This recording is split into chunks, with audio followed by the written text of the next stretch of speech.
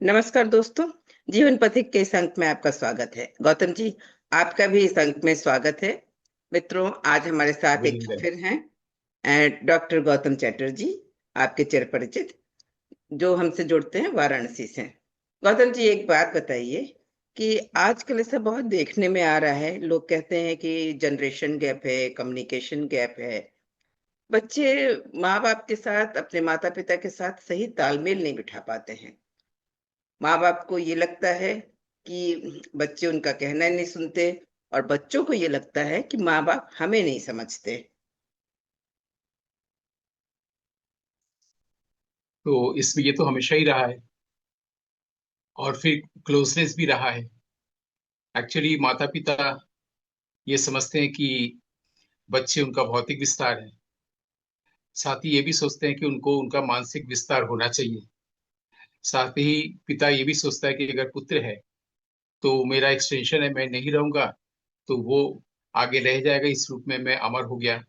ये सब तमाम तरह की बद्धमूल धारणाएं हैं, क्योंकि वो अपने आप को शरीर के रूप में ही देखता है, या माता पिता भी शरीर के लेवल पर ही देखते हैं अपने को भी, बच्चे को भी। वास्तव में यह है कि हर सोल आया हुआ है, उसे भले ही चुनाव किया हो अपने माता पिता का, लेकिन हर इंडिविजुअल सोल की अपनी एक जर्नी है, अपना एक लक्ष्य है, वो अपनी यात्रा में है। तो माता पिता ने जो यात्रा कर लिया है देह में रखे, उस अनुभव के आधार पर वो बताते हैं कि ऐसा करना चाहिए, ऐसा नहीं करना चाहिए। सोल की अपनी जो जर्नी है, उसके पास पिछले जन्म का अनुभव है। वो उस अनुभव के आधार पर सोचता है कि ऐसा करना चाहिए, ऐसा नहीं करना चाहिए। ज्यादातर इसीलिए कन्फ्लिक्ट होता है। जैसे आपकी सोच अलग है, मेरी सोच अलग है, कॉन्फ्लिक्ट हो गई। जब तक एक का ही विस्तार नहीं होगा, यानी कि अगर पिता ये सोचता है कि ये मेरा ही विस्तार है, तो दो हुए ही नहीं। माँ को लगता है कि मेरा ही बेटा है, मेरी ही बेटी है, तो दो तो हुए नहीं। अगर उनको लग जाएगा कि मेरा ही विस्तार है, जो कि उनको लगता भी है, बस उसको वो अनुशीलन में नहीं ला पाते हैं, क्योंकि उनको लगता है कि मेरा ही विस्तार तो मेरे अनुसार चले। मेरा जो विस्तार है वो आत्मा का विस्तार है, न कि मन का। तो मानसिक विस्तार सोचने से ये दूरी आ जाती है। आत्मिक विस्तार होने से ये दूरी नहीं रह जाएगी। हो सकता है बात कठिन लग रही हो, लेकिन इसके अलावा और कोई समाधान नहीं है। नहीं, एक छोटा-सा प्रश्न कहिए, जिज्ञासा कहिए कि आपने जो बात कही वो अपनी जगह सही है, लेकिन क्या पेरेंटिंग के लिए भी कोई ऐसे टिप्स होते होंगे? कुछ बच्चे, कुछ माता-पिता की पेरेंटिंग इतनी अच्छी होती है कि वो एज़ अ फ्रेंड लगते हैं। पिता भी अपने बच्चों की बात में जय सलाह लेता है या सलाह देता है। बच्चे भी माता-पिता की बातों में सलाह देते हैं, एडवाइस देते हैं और बहुत अच्छा तालमेल, बहुत अच्छा घर में माहौल रहता है।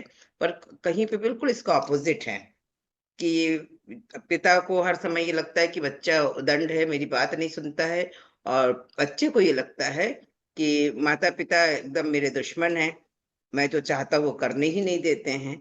तो ये जो आ जाता है कॉन्फ्लिक्ट, जब 10-11 साल के होते हैं तब तक ये कॉन्फ्लिक्ट नहीं रहता है। बच्चे स्कूल से आए, माँ को खोजेंगे, सारी माँ से बात शेयर करेंगे। पर अचानक से ये जो किशोरावस्था होती है, उस समय से बातें बिगड़ क्यों जाती हैं कुछ घरों में? असल में सभी लोग इनसिक्योर हैं। पिता इनसिक्योर फील करता है जब बेटा या बेटी उसकी बात नहीं मानते। माँ इनसिक्योर फील करती है अगर मेरे अनुसार नहीं चलते। बच्चे को लगता है कि मैं जैसे चलना चाहता हूँ वैसे माता पिता चल नहीं देते। तो इनसिक्योरिटी की बात यहाँ पर मुख्य है। और दूसरी बात ये भी है कि डिमांड और कमांड, हम कमांड करना चाहते हैं और हमारी अपनी डिमांड होती है। ये तीनों में ही है, माता पिता और बच्चा तीनों में है, इसलिए प्रॉब्लम होता है। जब बच्चा मेरे अनुसार चल रहा था तो कोई प्रॉब्लम नहीं थी। जब वो किशोर से युवा होने लगा, मेरे अनुसार नहीं चल रहा, ये बहुत सिंपल सी चीज है। लेकिन जहां तक पेरेंटिंग की बात है, चिड़िया जो है अपने बच्चों को सिखाती है, उड़ना सिखाती है, चलना सिखाती है, या बिल्ली भी अपने बच्चों को बताती है कैसे चले कैसे नहीं, या कोई डक है या हंस है, वो भी अपने बच्चों को, आप प्रकृति में देखिए कि एक पहले उनको सिखाती है कैसे उड़ना चाहिए, या वो उड़ सकते हैं या पानी में चल सकते हैं। उसके बाद वो क्या करते हैं कि वो देखते हैं जो सिखाया वो उसके करने में कोई दिक्कत आ रही है कि नहीं, उड़ने में या चलने में। और जब देखते हैं हाँ ठीक ठाक चल रहा है, कहीं गिर रहा है, तो जाकर के उसको सपोर्ट भी करते हैं। और फिर छोड़ देते हैं, वो मुक्त होकर उड़ने लगता है या मुक्त होकर चलने लगता है। मुझे लगता है कि यहाँ पर एक और चीज ध्यान में देना चाहिए। आ, माता पिता और बच्चे सबको अगर शामिल नहीं करें, और कोई किसी भी व्यक्ति को अगर ये ध्यान दिलाया जाए जो अब मैं बताने जा रहा हूँ, तो मुझे लगता है कि सबको फायदा हो, माता पिता को भी, पेरेंटिंग में भी, और बच्चे को भी। और कभी कोई कंफ्लिक्ट नहीं होगा। वो है कि आत्मनिर्भर होना बच्चा चाहता है, माता पिता भी चाहते हैं कि आत्मनिर्भर हो। लेकिन वहां पर एक ऑब्जर्वेशन मेरा ये है कि अगर कोई चिड़िया जो उड़ती है, उसको कभी मैं देखता हूँ कि मेरी जो चारदीवारी है, वहां पर गेट है, उस पर वो चिड़िया चल रही है, और उसमें नुकीले कांटे भी अगर बने हुए हैं, गेट की बनावट ऐसी है लोहे में, तो उसके ऊपर से जब जा चल रही है, तो जब वो डगमगा रही है चिड़िया, तो उस वक्त उसकी उसके पंख उसको हेल्प कर दे रहा है। मतलब वो तो उड़ सकती है ना, लेकिन चिड़िया हमेशा तो उड़ नहीं सकती, वो चलती भी है। तो जब वो उस पर चल रही है, जब भी उसका बैलेंस बिगड़ रहा है, तो उसका जो पंख है, उसकी जो उड़ान है, उसको सपोर्ट कर रही है। ठीक इसी तरह से हम लोग के साथ भी एक अदृश्य शक्ति ऐसी जुड़ी हुई है कि जब भी हम डगमगाते हैं, तो वो सपोर्ट करती है शक्ति। इसको आदमी फील कर सकता है। तब बच्चे को भी हमेशा डिपेंड नहीं रहना पड़ेगा पेरेंट्स पर, और पेरेंट्स को भी डिपेंड नहीं रहना पड़ेगा कि तुम मेरे अनुसार चलो।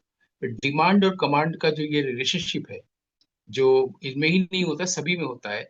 जैसे ही हम किसी से जुड़ते हैं, चाहे वो हस्बैंड वाइफ हो या कोई भी ऐसा संबंध जहाँ पर इमोशन जुड़ा हुआ है, हम तुरंत इस भाषा में आ जाते हैं, डिमांड करना और कमांड करना। लेकिन अगर हम आत्मनिर्भर बनने के लिए, जो मैं चिड़िया वाला उदाहरण दिया, अगर छोड़ दें, तो वो बिल्कुल उच्छृंखल नहीं होगा बच्चा, और उसको उसको सपोर्ट करने की जो अदृश्य पंख उसके पास है, वो हमेशा सपोर्ट करेगा। ये शायद इस पृथ्वी पर पहली बार कही गई ये बात है। इस पर थोड़ा सा सोचने, कॉन्टेम्पलेट करने, मनन करने की जरूरत है, और एक तो देखने की भी जरूरत है, क्या सचमुच ऐसा होता है। बिल्कुल, बिल्कुल सही बात कही आपने। और ये मेरे लिए भी बिल्कुल नई बात थी। कोई भी मनोवैज्ञानिक हो या आजकल काउंसलिंग इस मामले में बहुत होने लगी है, पेरेंटिंग के मामले में। मतलब माता-पिता की भी काउंसलिंग होती है, बच्चे की भी। तो ये बात मैंने कहीं किसी इवन काउंसलर से, जो साइकोलॉजी के काउंसलर हैं, उनसे भी नहीं सुनी, ना किसी और से सुनी। तो ये विचारणीय है कि हम डिमांड और कमांड दोनों सोचें और उनको अपने आप बैलेंस होने दें। आज के अंक में आपने जो इतनी नई बात और बिल्कुल डिमांड और कमांड वाली बिल्कुल नई बात बताई, उसके लिए आपका बहुत बहुत शुक्रिया। अभिनंदन मेनका जी, आनंद।